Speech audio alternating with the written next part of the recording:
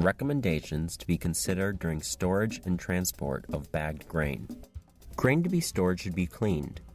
When using a manual thresher, it is recommended to place a clean tarp on the floor to avoid the contact of grain with soil or dust particles. A careful removal of foreign material needs to be done before bagging. Use a cup to capture a sample of grain. This can be used to determine the moisture level of your grain. This will help keep your grain safe. Bags that are used for the transport and storage of grain must also be clean, with no holes. Once full, bags must be perfectly closed by sewing. During transportation, it is necessary to protect the load. The truck box must be clean. Holes or cracks in the floor or on the rails should be repaired.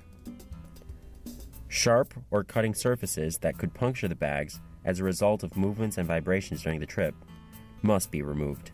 Loads must be protected by covers or tarps that will prevent them from getting wet during rain. Any cracks and holes on the tarp should be repaired.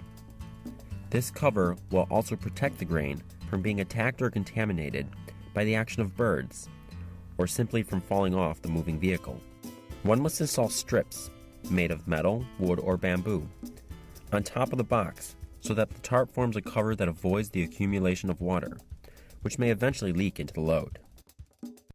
Covers must extend from the top of the load and cover 1/3 of the side of the truck box. The cover should be tied tightly to the grips on the rails with ties or straps.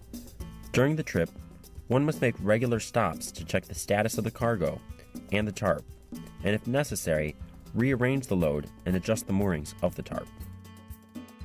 The sacks or bags should be stowed indoors in a clean, well-ventilated, and enclosed premise. When using smaller storage outbuildings, which are usually located on farms, make sure that these are elevated from the floor area. A useful, easy-to-apply device to avoid rodent infestation is the placement of metal or plastic strips on the legs of the structure. Each season, make sure that the roof will withstand rain and wind so that stored bags will remain dry at all times. The walls also need to provide protection against water and some sort of secure closure to keep the grain safe. On larger storage buildings, it is important to conduct seasonal inspections and repairs of roof and walls. This will prevent any moisture from getting inside the building. Install metal screens on ventilation orifices that allow air to circulate freely, but keep insects and rodents away. The entrance door should also provide a solid and secure closure. Inside the storage building, bags must be protected from the attack of rodents that may enter. Bait stations can be placed around the building, trying to place them close to the walls and corners. A clay, metal, or wood device with small openings can be used to keep the bait protected inside and avoid accidental intake by domestic pets or little children. Grain bags must be stored over pallets or platforms, away from the moisture of the floor, and to allow air to circulate freely under the stored bags. These raised platforms can be made of wood, brick, tree branches, or metal. It is very important to consider the shape and arrangement in which grain bags are stored.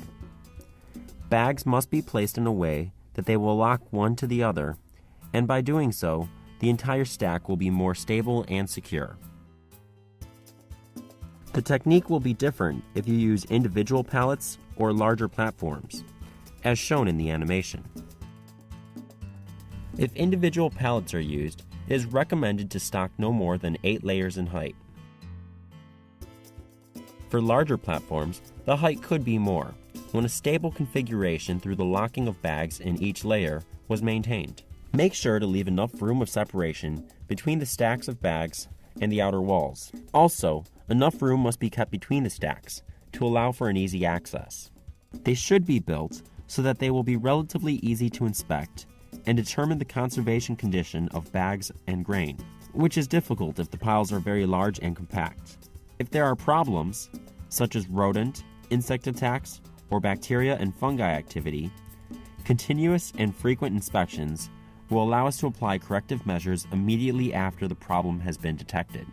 Under high humidity and high temperature during storage, it will be required to conduct periodic rotations of the bags so that they can be aired out. Early detection of problems will permit to apply corrective measures immediately as they appear.